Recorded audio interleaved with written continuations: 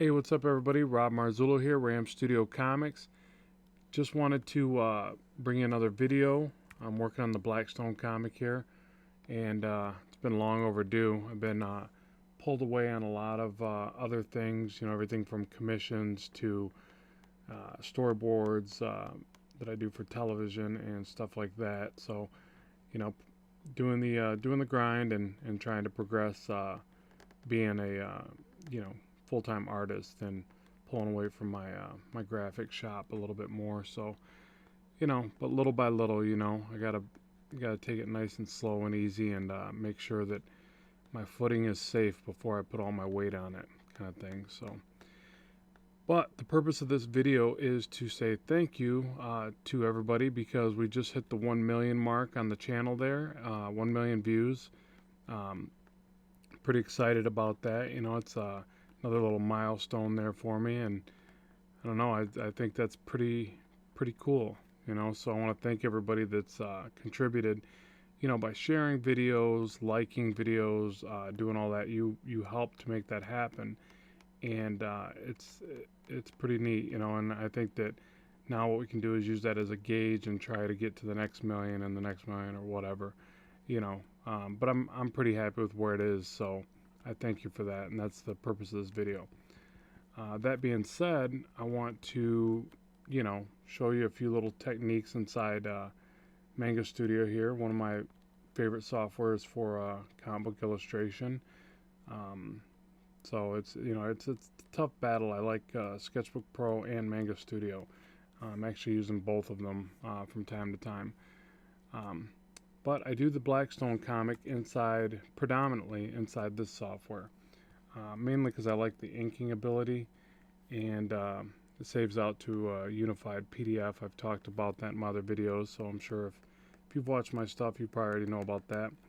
But yeah, it does that, which is highly effective and just kind of a necessity, especially if you're going to do digital. But even just for sending it off to print and all that, it's really nice that it's one unified document like that. So, which I'm sure there's other ways to do it by using Sketchbook. Maybe there's a few more steps or something, but this is a way that I was able to figure it out with this program.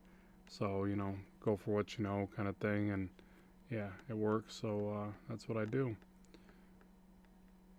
So yeah, as far as some tips on inking here, because obviously that's what I'm doing. I love how you can easily convert something to blue line and then just get in here and start doodling away, and you'll see I kind of change the line work a little bit from what I see in the underlying design, and that's kind of something I want to touch on with this video too. You should always be looking at your art at each level as you're gonna overlay new layers of detail over top. What way can I improve the artwork each time?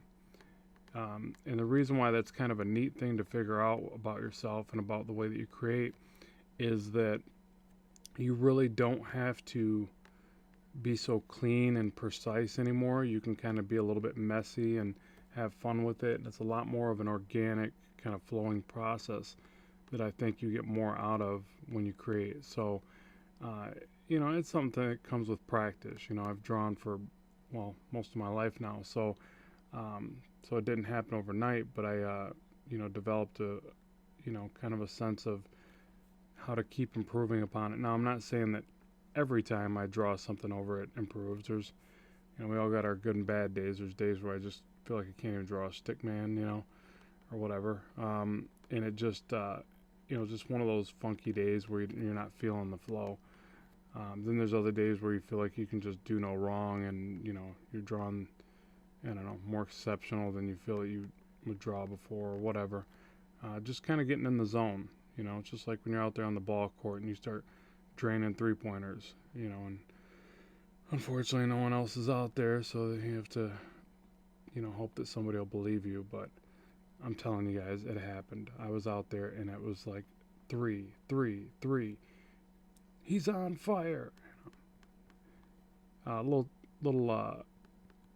Easter egg there. If somebody can name what game that's from, probably showing my age there because I think it's been a while. But what game does that come from?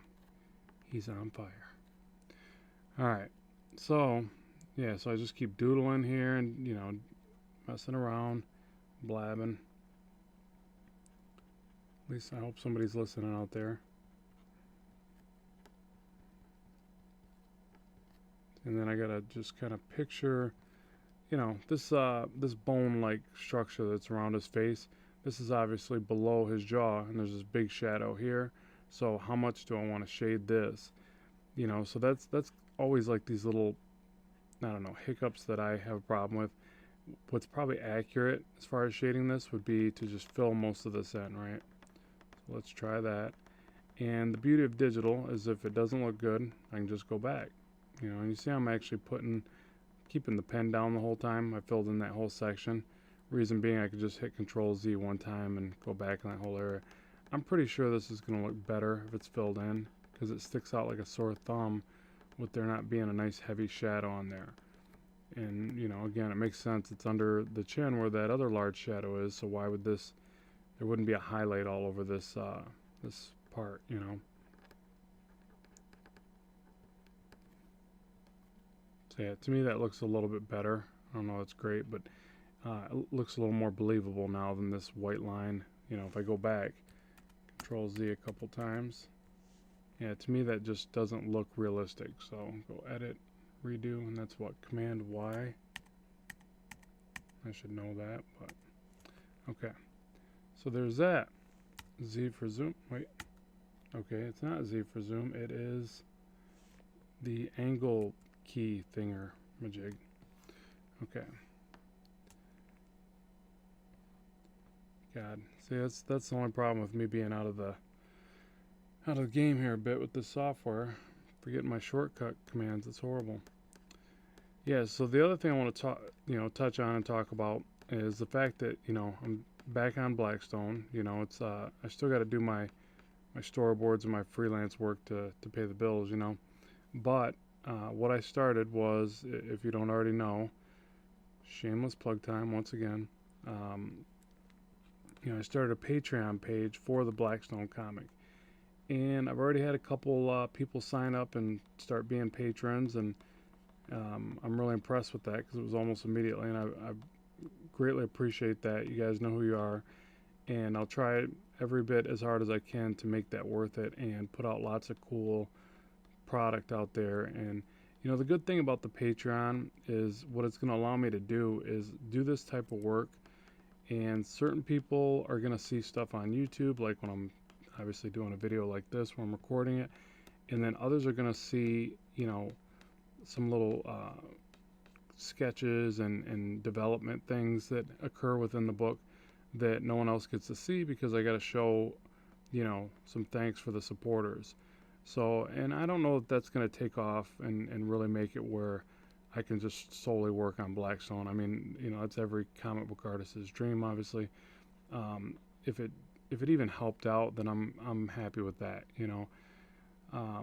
But you know, we'll see how it goes. So, you know, if you can, you know, jump on over there and support. If not, no big deal. You know, I'll still continue to bring stuff, you know, on here and on DeviantArt and stuff like that. But the patron stuff, I am going to keep a certain amount of material that makes it worth it, you know, for people to actually support, you know, because that's obviously what it's all about for that. So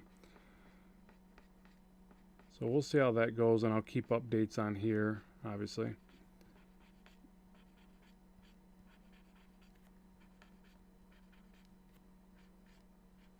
And I'm hoping what it really does for me is it gives me the motivation to just stay on the book.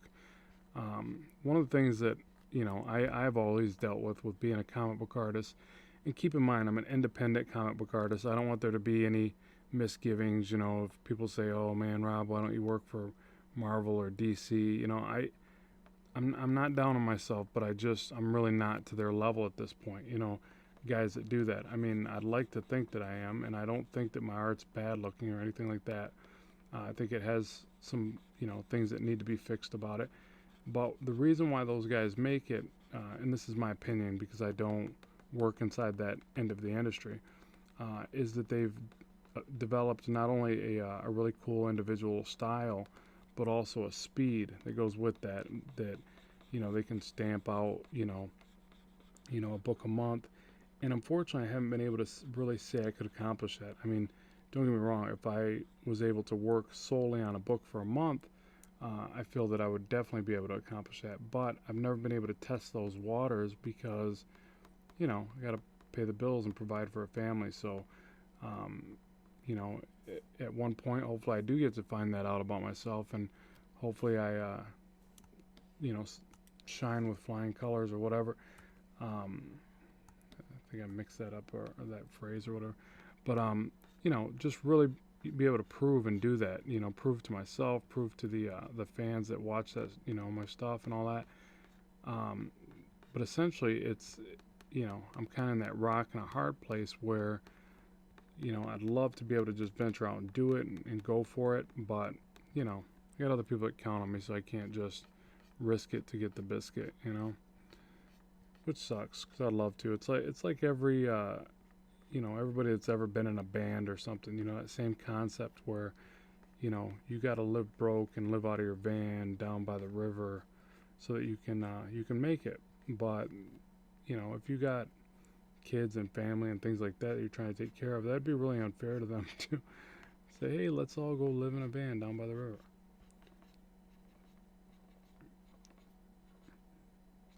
But we'll get there. Hopefully this Patreon helps with that. Hopefully I think the storyboards have already helped a little bit with that, which I'm really excited to be doing those. And what they're really doing for me also as well is teaching me more fundamentals to storytelling and designing pages and laying out perspective and all that. So I'm actually really excited to be doing that. So I've been doing that almost for a year now, and I'm actually pretty thankful that I've been able to be introduced to that into the market. And it's in a lot of ways it is like comic book drawing. It's just not as I don't get to draw exactly what I want to draw. I got to draw what people tell me to draw, obviously, which goes with anything that you're getting paid for generally. But nonetheless, it is very exciting, and again, I'm extremely thankful to even be able to do that. So I should probably talk about the art here a little bit, right? So you see I'm just kind of throwing these random lines in, and you see I just kind of pinball around. I have no set, one way that I have to shade or do something. And the reason I do that is because I feel like if I do everything the same way, the same kind of line work or cross hatching, it's going to get very boring very quickly. And also it'll even still manage to look somewhat flat. And it wouldn't seem that way because you're putting all these dimensional lines to kind of show gradation and roundedness or whatever.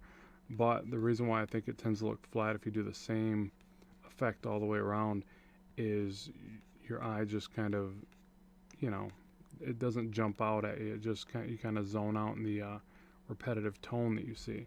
So that's why I, do all these different little texture lines. Here's some little, pimples on the skin. I don't know, just something, just a little bit of grit. And I always make the lines different thicknesses and variation. So if you're wondering why I'm doing that, I'm just babbling here, I guess. Even this one, I like this a lot, where you just take these tiny little pokes off the side. Just that. And then when you always zoom back, kind of check the work. And by the way, I'm probably way too zoomed in as I was working there. Another bad habit of mine. So that's something else to check yourself on. The problem is with zooming in too far is that, this stuff's going to get reduced.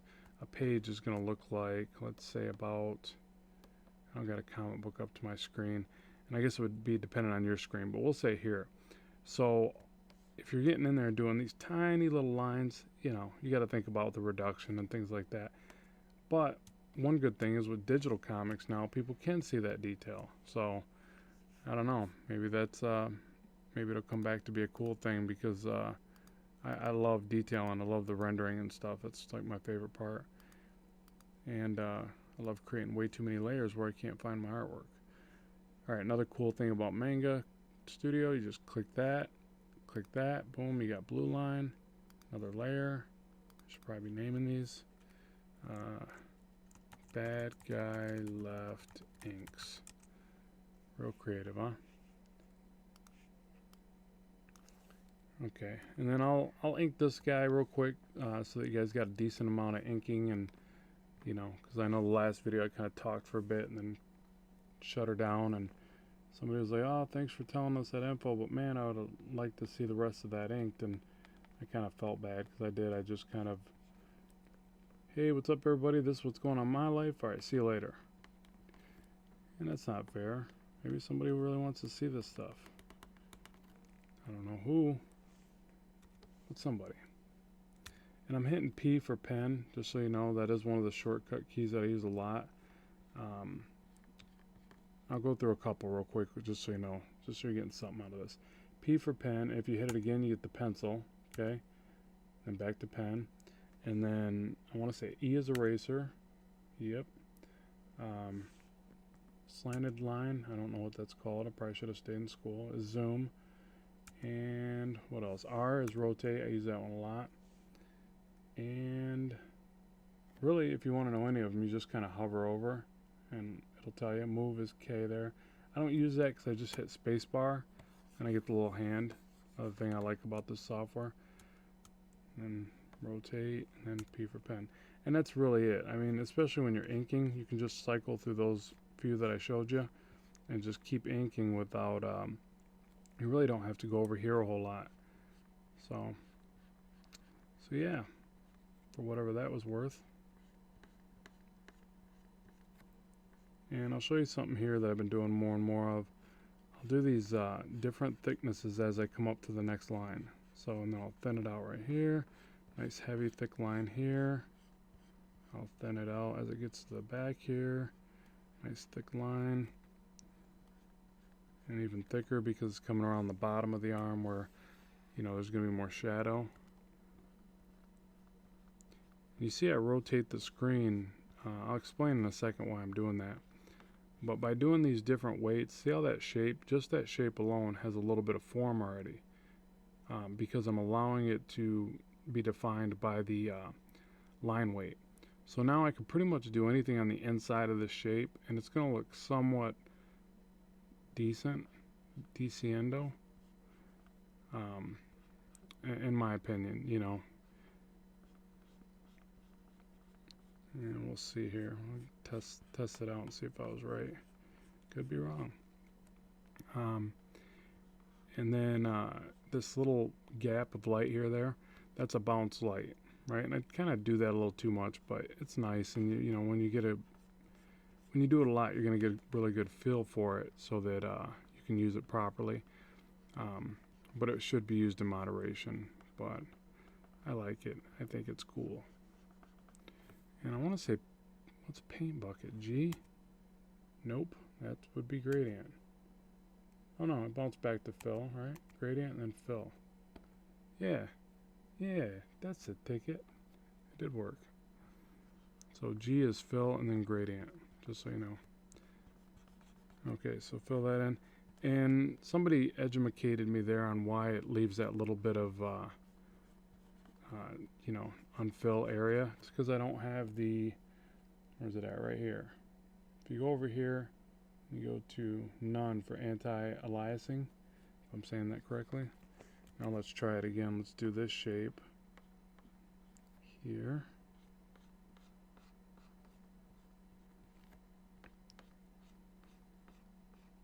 Like so. And what was that hotkey? G, twice. Yep, they were right. And that's the first time I tested that. So whoever you are out there, you know who you are. Thank you. You were right.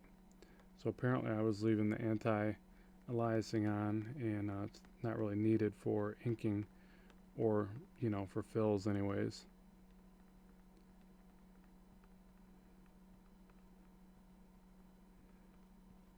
Okay, like that. Oh, and I'll get back to what I was saying about rotation.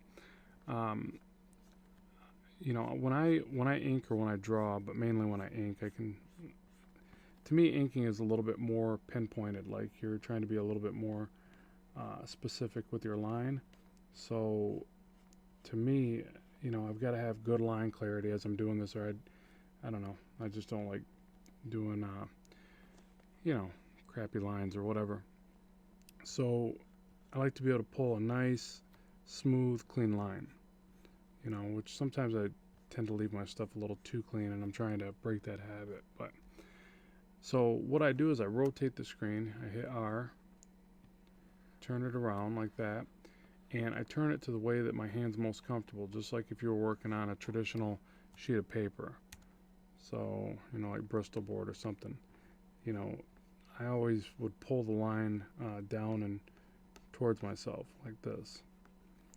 So that's why you see me turn the artwork like that, and that's one of the reasons why I was so, you know, quick to get. I think Manga Studio was the first one to do it, and then I think Sketchbook followed, and now even Photoshop followed. So now they all, well, all the ones I use do it. But at first, this was the only one that did it well. You know, I think it was even available in um, what was it, Illustrator, but I can't really ink in Illustrator. Don't get me wrong, I use Illustrator a lot for creating design work and stuff like that, but I just don't like the ink in it. And I'm sure that's just something I need to, you know, get over and try more of. But why would I? You know, Manga Studio works really well. Sketchbook works really well, and then I digitally paint in Photoshop. So you know, I'm good with those sets of tools there. But um, this one was the first to be able to rotate it and give you a really nice ink line. In my opinion, the ink line in this software is one of the best I've seen.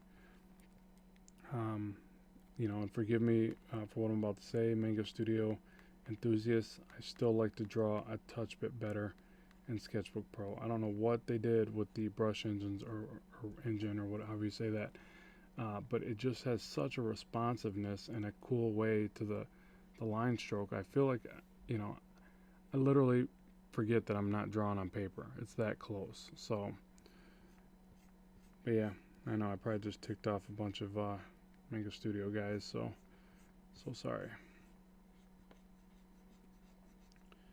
So very sorry. Okay, so let's see. Kind of getting lost in my yapping here.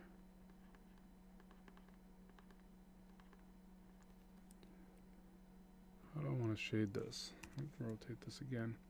Just kind of looking at this. You know, if I blacken too much, it to me it takes away the effect. So I'm almost thinking that I want to do something where I do some line work right here, and then there'll be a solid black here. So, you know the solid black you always designate with little X's, little lazy X. So this will all be solid. And I think you always have to draw in the shape on the side like that too. Make sure your edges are blocked. Yeah, see the line looks a little rigid, but it doesn't matter. You know, there's no reason you should be this close to the artwork anyways. So paint bucket. Go back through and touch up just a smidge.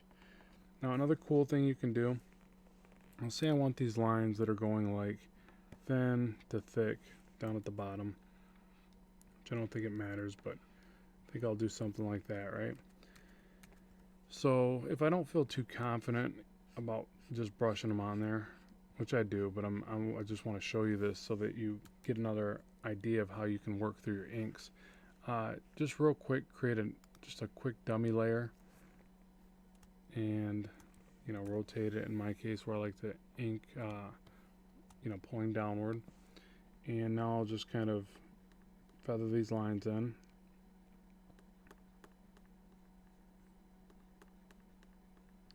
But I got total freedom now because I know that I'm working on that little separate layer. So if I go over a little bit, say I'm trying to move fast and I'm going over into the other arm like this. I'll say like that. And, you know, I'll just be real messy with it, show you what I'm talking about. I can easily hit E for erase. I'm using the bracket keys to size down my brush, by the way. Grab the hard erase, bracket key down, and see how I can erase that nice and easy. Clean up my line work if need be. Hit R to rotate, and say I'm like, all right, cool, that's what I wanted.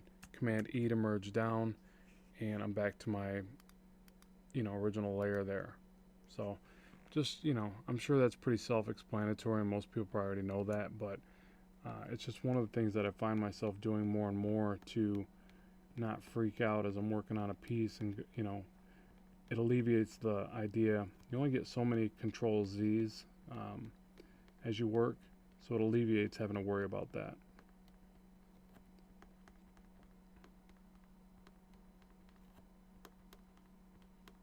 Again, just kind of feathering these lines. I'm making sure they're identical, but somewhat close.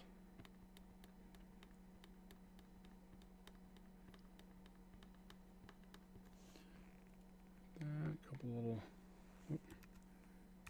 take that. A couple little crosshatch looking jobbers there.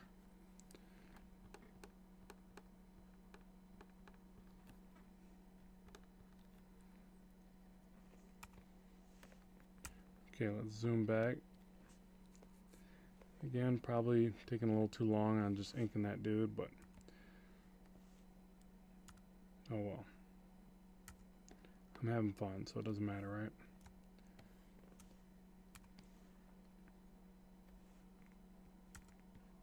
I'm trying to force myself to use the hotkeys, but I keep going up to the bar there, the menu bar, toolbar, whatever that is.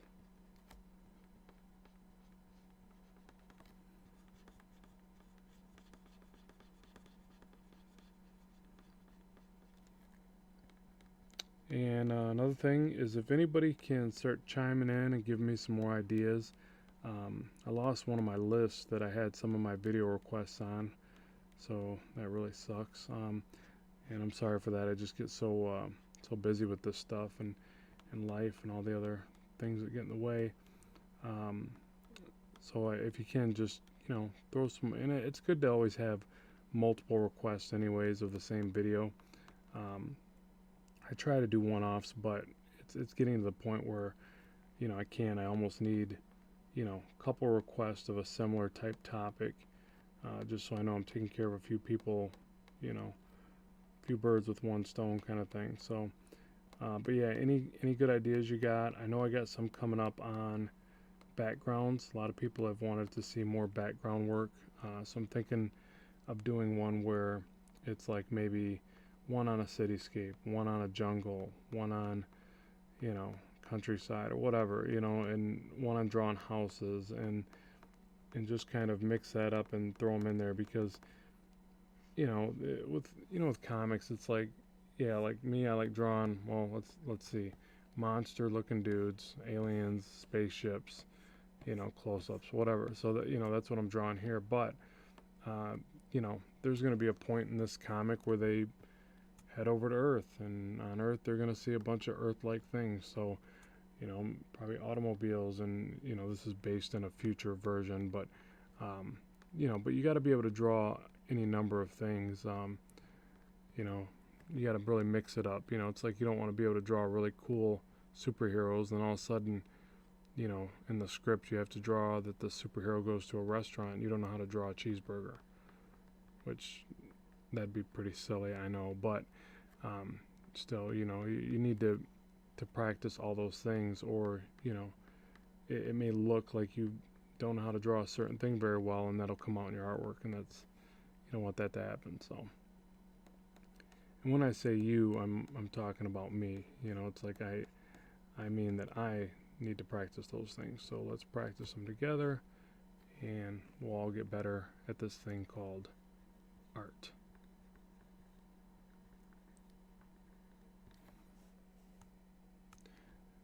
Alright, just kind of doodling here. Don't even know if I got a game plan, just playing around.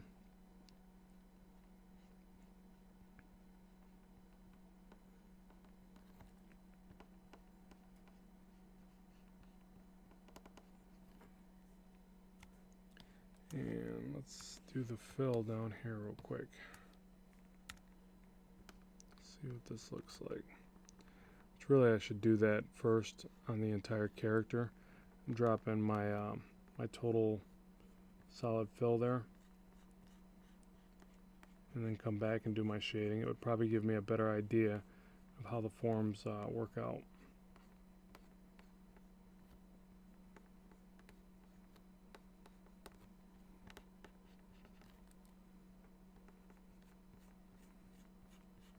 And really a lot of this where you see the break in the white, I could just fill that in and then come back with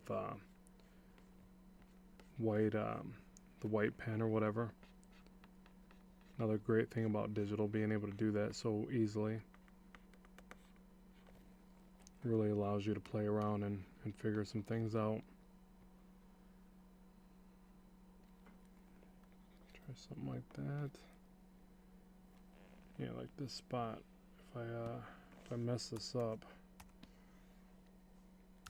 which I don't even know why I say if I mess this up. That's the greatest thing about digital. You really can't mess up. The only drawback to digital is no originals. That's the thing I don't like. Other than that, I love it.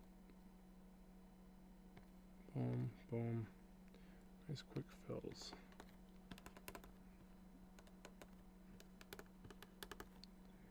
Oh, and you know what? Actually, this line doesn't need to be here. This is already a secondary light source on the bottom of the arm, so it's redundant. Let's take that guy right out of there. But even like right here, well, let me zoom back and see if that works. Yeah, to me, I don't know, just a little too solid black. I mean, it's cool. It makes the character pop out a little more. But I'm going to go ahead and just add a little bit of definition by just grabbing the white here.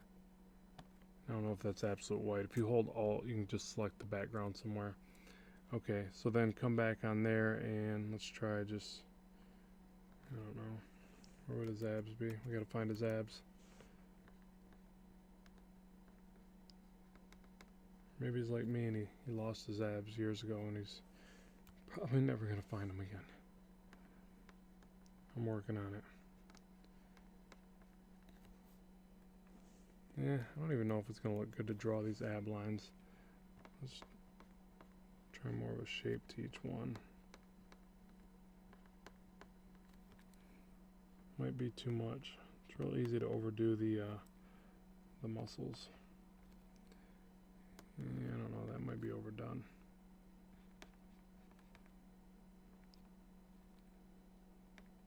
It's like, hey everybody, look at me, look at my abs.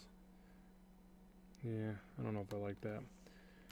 You know, it might look better is just to do, maybe just leave it alone, but I'll try one more thing. I'm almost thinking like how I did these lines up here, something to that effect. But we'll just try some line breaks like this. Yeah, I actually kind of like that. And then by the time I shade these other ones, I think it'll look better. And hey, if not, I can always block it back out. It's not a big deal. And another quick one, if you just hit X, it goes back and forth. So, another little tip there for you, free of charge.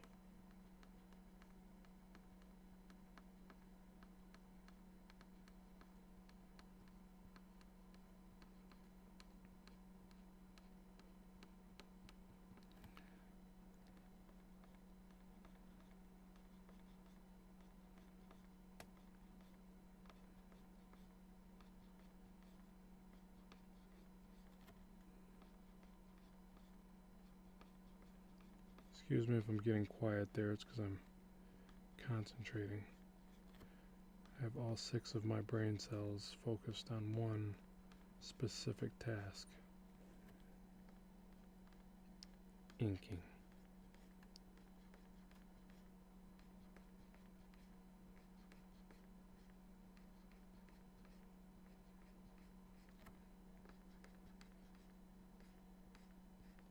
Okay. And another little trick here, obviously, probably doesn't need explaining, but I'll tell you anyways, If you wanted this to not have such a shape there, you would just feather the edges of the lines like this, and it'll slowly blend away that round kind of, it'll blend away this hard line that you see there. So I don't actually mind it on this particular part, but just trying to give you guys a little bit of tips for, you know, for you comic book fans that are trying to do your own stuff, different ways to look at your line work and, you know, think of different things. It's really just, you know, having fun with it and experimenting is everything when it comes to this type of stuff.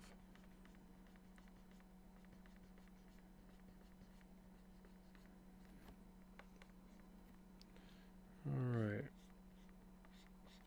And this video is getting pretty long. I should probably close it off, but I don't want to not finish this character since I said I would finish this character. I don't want anybody getting mad at me, so if anybody's even still watching. It's kind of a long video. Let's see here. Black there and there. Do like a thicker line here.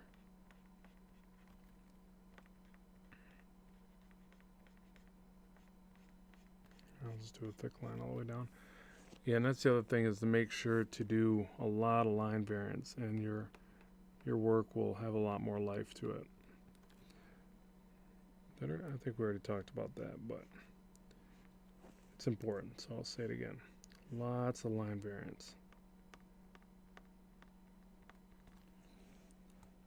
I guess not so much where you look like you're just confused, like I probably do, but you know, it does make it look more interesting.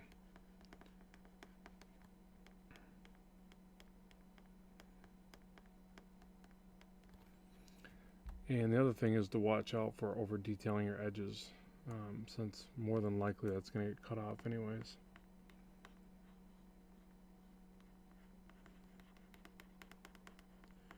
So a good way to fix that is just to know your margins and to just not over detail stuff out there. Just make it monotonous, or I don't know what to call it, just stuff that's not pertinent to the actual story, you know, just filler kind of textures or whatever.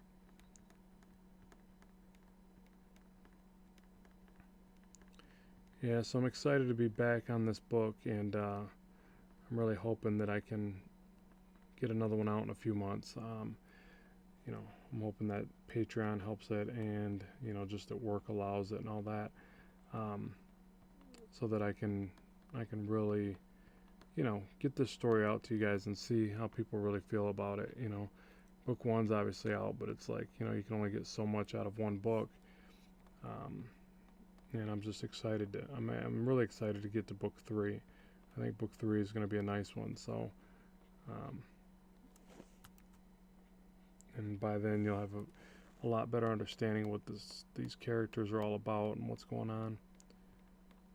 And I'll feel a lot better about myself, because this has been a long time dream and passion of mine to do these books. So I'm actually just happy that I'm happy to be working on them.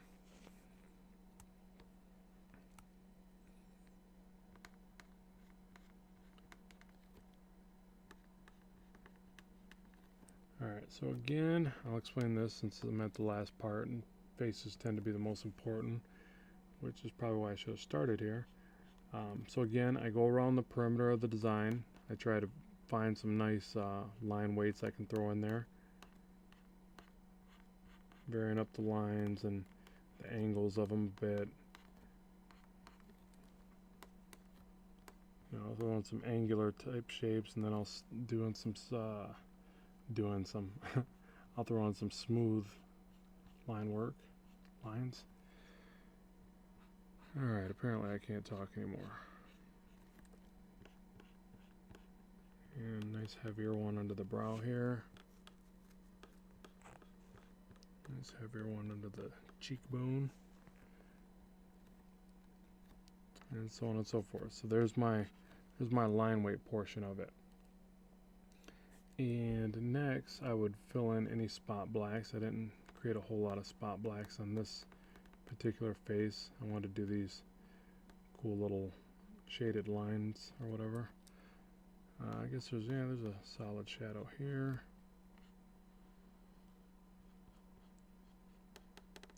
Like yay. And I guess the bottom of the lip too. Do that solid. Always tends to makes them look a little more gruesome when they have a black lip. Solid fill or whatever. I think shadows tend to do that on any character. The more shadowed their faces are, the more ominous they might look. It's a good way to convey mood in your illustrations.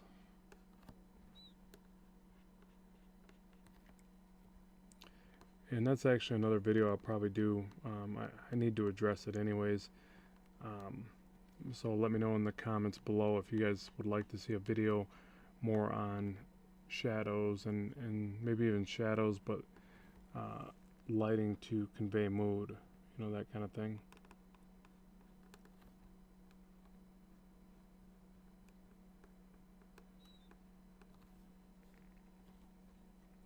And I'm fighting myself to not want to zoom in, but I'm going to zoom in just a little bit more.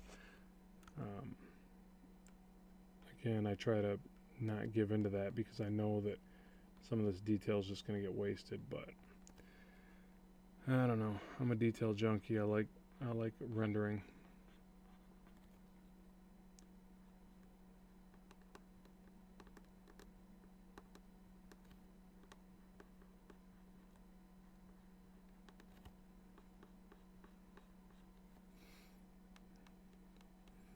And this upshot's kind of tricky for me.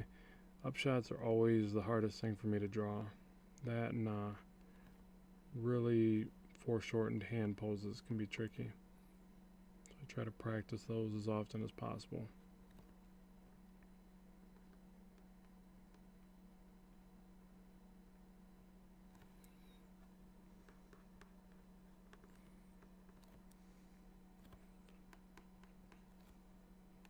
Another thing too, if you're trying to make somebody look a little more villainous, do a lot of little textured lines in the face, you know, whether it be wrinkles or whatever. I've noticed that that's a good way to, well, for one, to show age, but also to make them look a little more, you know, just gruesome. You know, so then what happens if you draw the hero character all smooth and clean, but then you do the villain kind of textured and, you know, a little more eerie looking, it helps convey that emotion, that mood.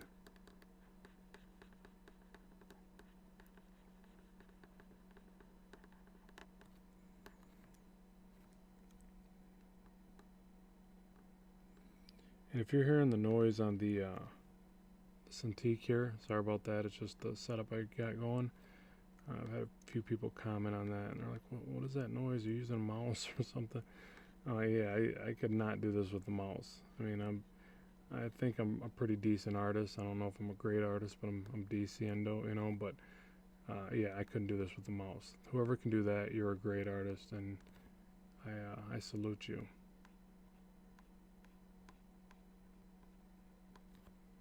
Which I think you can do it with vector, but it's just so time consuming. It's like pulling, you know, I'd rather pull my fingernails out and then take them and poke them in my eye or something. I just would not want to sit there and try to vectorize this whole thing. And I like, well, I don't like vectorizing, but I do it because, you know, my day job, as I progress into this more and more, but still, you know, something that I do is graphics on cars, and I have to vectorize everything for that because the vector lines actually give you coordinate-based data for cutting graphics out. But yeah, it's not something I enjoy, I guess. I like the finished product, but I don't enjoy the process of vectorizing something, other than it sounds cool when you tell people, what did you do today? Oh, I vectorized something. Man, that's awesome. I can't believe you did that. Then of course it's followed by what the heck is vectorizing? And you tell them, they're like, oh, that's not that exciting. Like, yeah, I know, I didn't know why you were so impressed.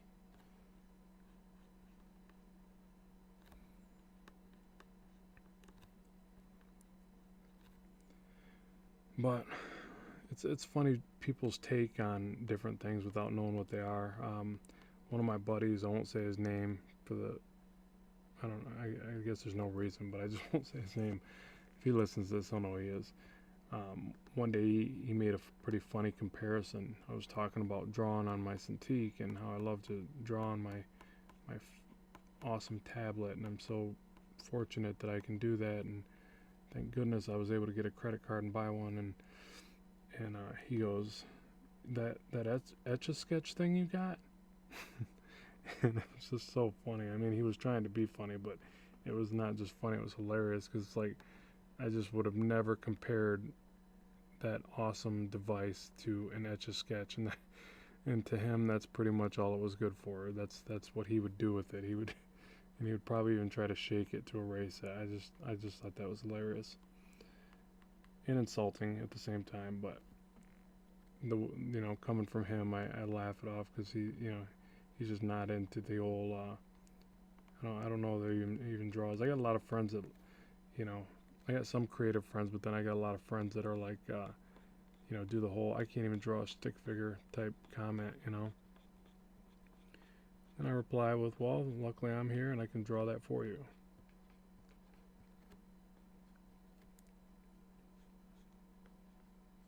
And thank goodness for all the people that can only draw a stick figure, because it makes all us artists that much more powerful. I mean, could you imagine if a lot of people could draw, then it wouldn't be that big of a deal, and, we'd be out of jobs.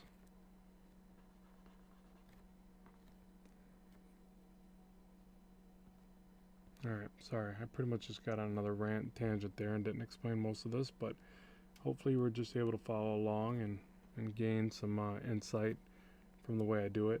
And then I just get in there and just keep texturing, even though some of this gets totally lost at this scale. That's probably about it. I really don't need to add a whole lot more to something like this. It's probably more important that I gauge my speed on the overall piece and make sure that I get a page done instead of just a character. So yeah, that's pretty much it. I don't want to keep you guys here forever. If anybody even stayed this long, comment if you did. And yeah, give me some ideas for new videos. I appreciate that. And once again, thank you very much for helping me get to the 1 million views mark. That's awesome. I'm just really happy about that. I think that the channel's growing nicely, and that's pretty cool. So thanks for helping it to gain that momentum and get to that level. Good stuff. So we'll talk to you soon. Keep drawing, keep having fun. This is Robert Marzullo signing out.